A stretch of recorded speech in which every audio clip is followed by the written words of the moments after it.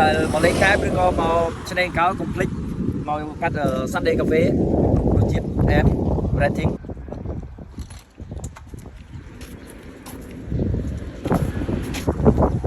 នេះជិះអោនឹងកោមនេះអញដឹងស្គាល់លេដែរមាន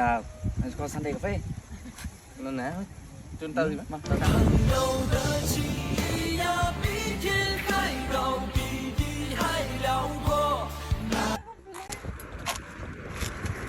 ស្ដីបងស្ដីបងកាកំងឲ្យដែរបងទៅបរិមាឆាមួយអូខេបង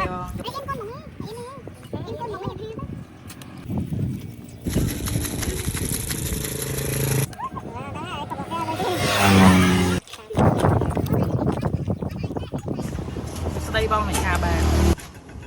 អរគុណបងដាក់ផឹកបងបង